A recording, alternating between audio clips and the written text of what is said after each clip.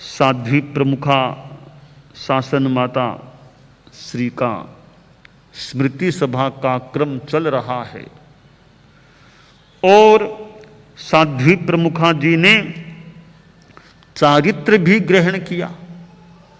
और चारित्र है तो सम्यक्त्व तो है ही है, उसके बिना तो चारित्र रह ही नहीं सकता। सम्यक्त्व और चारित्र की आराधना अच्छी होती रहे। साधु का जीवन है, कभी दोष भी लग सकते हैं, प्रतिसेवनाएं हो सकती हैं, प्रमाद भी हो सकता है। शुद्धिकरण का प्रयास चलता रहे, शुद्धि हो जाए। जो प्रतिसेवनाएं हुई हैं उनका विशोधीकरण हो जाए।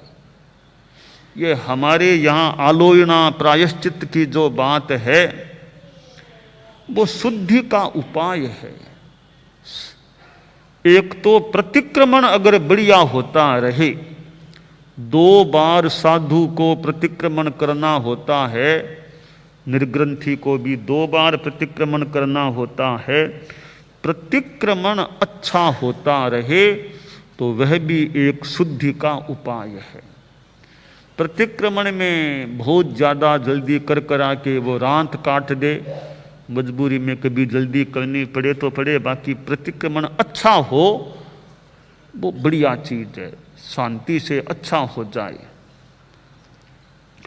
और दूसरी चीज है प्रायश्चित, कि प्रायश्चित अपना ले लिया जाए। जो प्रतिसेवना दोष लगा हो तो प्रायश्चित ले लिया जाए। मैं साध्वी प्रमुखा जी के पास जाता और उनको यहाँ आने के लिए एम्बुलेंस का उपयोग भी उनको करना पड़ा। तो एम्बुलेंस का प्रायश्चित दिया गया। उनका भी यह विधि हमारी है, आपको 1 मासिक छेद प्रायश्चित की हमारी विधि है।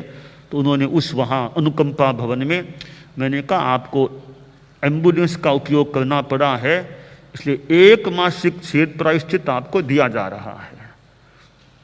और भी मैं जाता तो मैं चला करके भी कह देता, रात को आपके काम पड़ा है थोड़ा प्रतिसेवना का, तो आपको आलोचना दे रहा हूँ मैं। यूँ आलोचना का क्रम चलता। और ऐसे भी मैंने एक दिन का भी और भी मैं आपको विस्तार से, जब मैं बालाजी हॉस्पिटल में था तो दोपहर में मैं पास में आसीन था, मैंने कहा मैं एक बार आपको पूरे संयम जीवन काल अब तक का है उसकी आपको आलोचना करा देता हूँ मैं। तो मैंने कहा मैं थोड़ा एकांत कर लेता हूँ। मैंने साथियों को सबको बाहर भेज दिया और सबको कहा मेरे पास मुख्य मुनि है ही कल्प में, तो आप हैं, तो मैं अब आपको एक विस्तार से और सूक्ष्मता से संयम जीवन की आलोचना करा देता हूँ। तो फिर उन्होंने एक एक बात जितना विस्तार से मैंने उनको मैं पूछता गया, कहीं इस विषय का दोष लगाओ, कि यह दोष लगाओ, दोष पूछते पूछते उनको बार बार तस्य मिच्छामि दुक्कडं कराता गया। और जो भी उस आलोचना वगैरह का क्रम था वो मैंने कुछ मिनट लगा करके दोपहर में थोड़ा विस्तार से उनको मैंने, जैसे MRI होती है, एक तो एक्सरे फिर MRI आदि चीज़ें हैं, CT स्कैन है, ताकि सूक्ष्मता से ये कहीं कोई दोष कोई बात गड़बड़ी है क्या। तो ये मैंने कहा एक तरह से MRI जैसी मैं जांच करके आपको प्रयास कर रहा हूँ आलोचना कराने की। तो बालाजी हॉस्पिटल में वो 7 मार्च को मैंने थोड़ा विस्तार से उनको संयम जीवन के लंबे काल की आलोचना कराने का भी प्रयास किया। फिर एक दिन मैंने कहा अब मैं आपको महाव्रतों की एक और छठे रात्रि भोजन ब्रह्मण व्रत की आरोपणा दोबारा पाठ करा देता हूँ। तो फिर मैंने एक बार आगम के पाठ के आधार पर भी उनको 5 महाव्रतों का दोबारा एक तरह से प्रत्याख्यान का क्रम कराया। छठे रात्रि भोजन ब्रह्मण व्रत का भी प्रत्याख्यान रूप वो पाठ मैंने पढ़ा। और आराधना की हमारी ढालें, बहुलांश उन ढालों का मैं था, मेरे साथ में चारित्रात्माएं भी रहती थी, उनको गा करके बोल करके उनको आराधनाएं की बहुलांश उनके सामने स्वाधित करने का, उच्चरित करने का प्रयास किया। और बार बार वो कृतज्ञता ज्ञापित करती, कृपा कराई, मैं बार बार बोलती रहती। थोड़ी देर मैंने कहा अब बहुत आप कृपा कराई, यानी उनके वो अभिव्यक्ति होती, कृतज्ञता की अभिव्यक्ति। और उनकी जो मैंने जब मैं दूर था तो सुना कि उन्होंने कहा कि मुझे तो गुरुदर्शन चाहिए, बस गुरुदर्शन चाहिए मुझे, तो यह उनकी भावना है।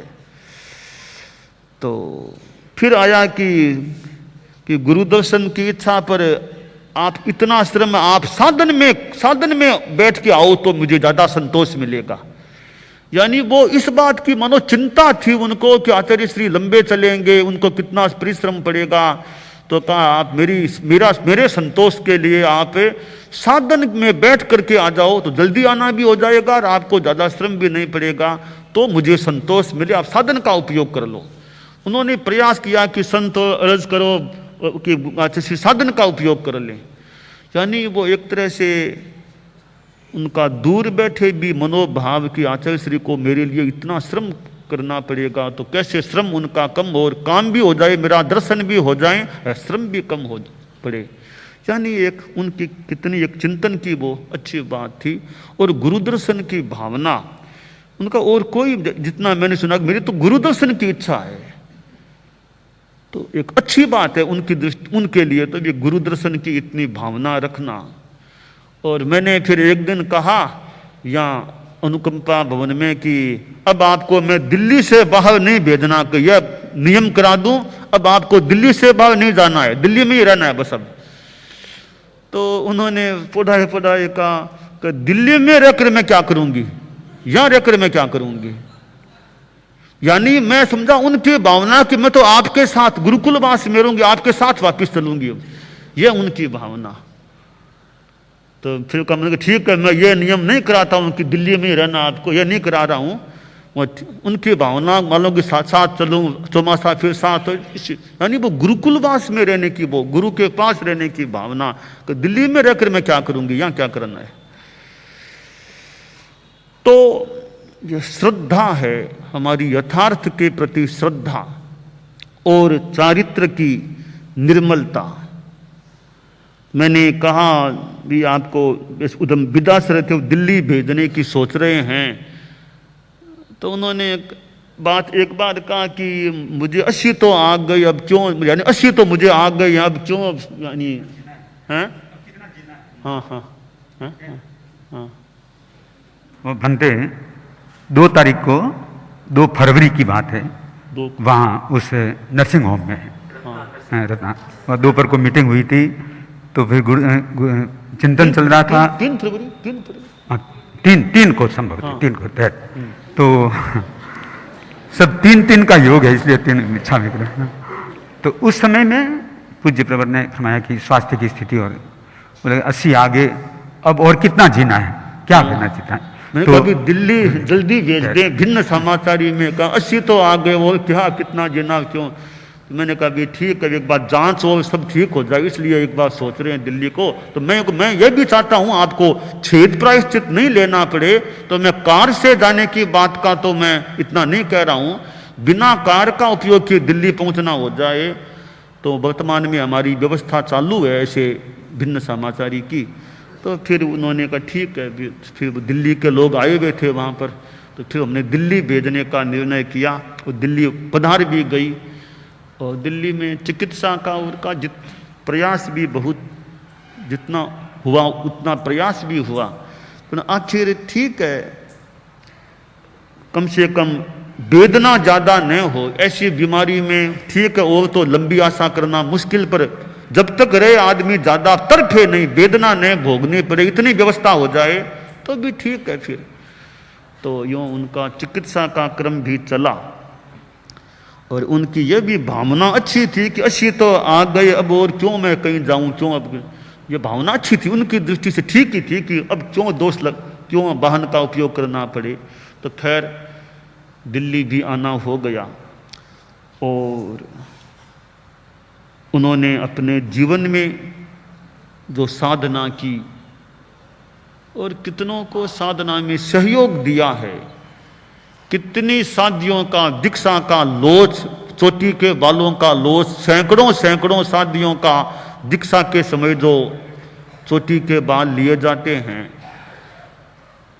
आचार्यों ने जितने नहीं लिए संभवतः उतने उन्होंने लिए हैं। मतलब यानी शादियां ज्यादा होती है तो उन्होंने जितने लोच किए हैं, सैकड़ों सैकड़ों नवदीक्षित शादियों के केस लोच, तो चोटी के बाल जो होते हैं थोड़े से, वो उन्होंने लिए हैं। और कितनों को सहयोग देना, व्यवस्था करना, संभालना, कितना काम उन्होंने अपने जीवन में किया है।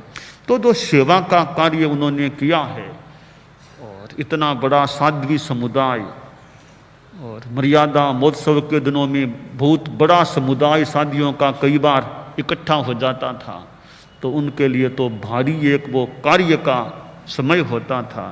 तो किस रूप में उन्होंने आचार्यों को मानो एक सहयोग दिया इस व्यवस्था तंत्र के कार्य में। तो यह चारित्र जीवन में हो, फिर आदमी सेवा भी करे, दूसरों को सहयोग भी दे, तो सम्यक्त्व, चारित्र और यह सेवा का कार्य यह साथ में चलता है, तो जीवन कितना एक सार्थक बन सकता है।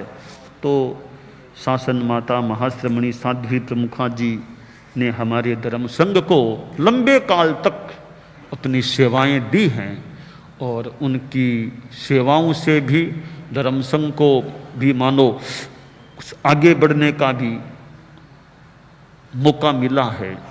यानी इतनी शादियों को सहयोग देना, और उनका अन्य साहित्य आदि का कार्य भी था, तो उन्होंने हमारे धर्म संघ को औरों को भी सेवाएं दी है। तो हम उनके गुणों का स्मरण करके हम भी जितना विकास कर सकें